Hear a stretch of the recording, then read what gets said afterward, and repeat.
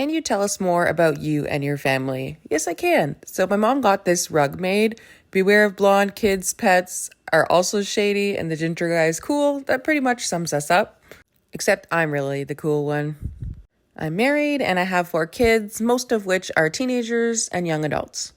Which brings me to the next question. Do you work? Yes, full-time in finance.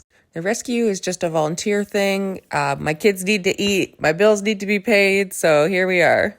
I was in the military for 13 years. I was a sergeant in the Royal Canadian Air Force. I met my husband there. I was medically discharged due to a neurological condition, and my husband released so he could join me and we could stay in the same city. He also works full-time in finance.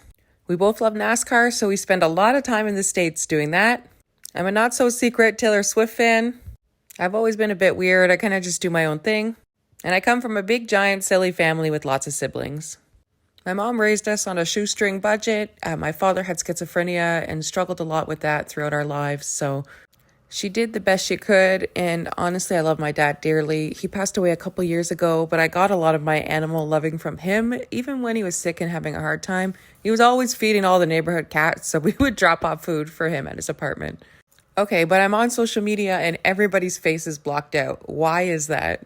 Honestly, my main mission is about the cats. I don't really like that my face is out there that much, to be honest with you.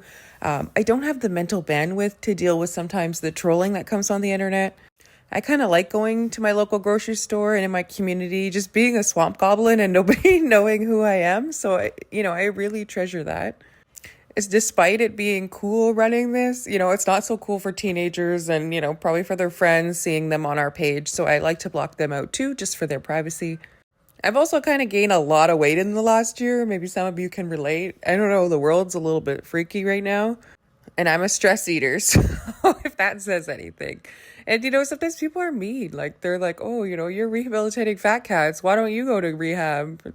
And it's like, dude, I'm just over here trying to live my life, be happy, spend time with animals, like, go away. I'm turning 40 next year, and honestly, one of the best gifts that's come with 40 is the, I don't give a crap anymore to do things that don't bring me joy. So listening to trolls doesn't bring me joy, so that's why I'm blocked out most of the time. Are you a veterinary professional? I get that a lot. No, I'm not. I leave the professioning to the professionals. I don't even know if professioning is a word, but it is today. I'm just a lady who loves cats, has about a decade of experience in animal rescue, and honestly, I just do my best. I learn something every day that's new. I'm always up to being taught something new, and I don't know everything. So please don't take everything I say as gospel. I'm just a regular person who's just trying to help these cats. Always follow professional advice. My favorite is Dr. Mel, our rescue vet. She's super cool and down to earth.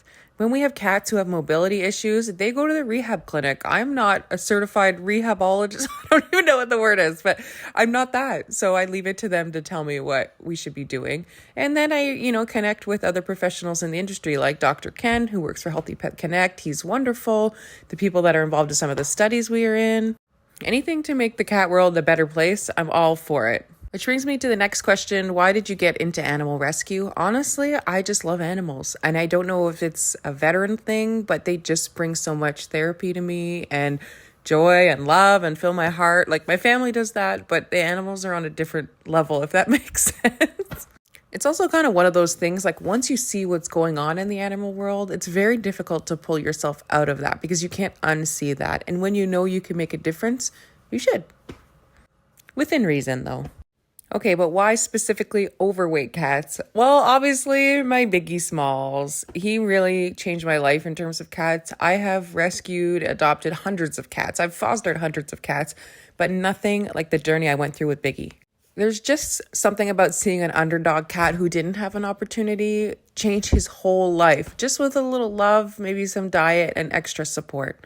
Maybe it's because I'm a little chunky now too. I don't know. But there's something different about it. There's something enthralling about it and just, heartwarming about it. So, and knowing there's more out there like him and no other overweight sanctuary rescues, I just had to do it. I know it's cliche to say this is a calling, but that's what it feels like.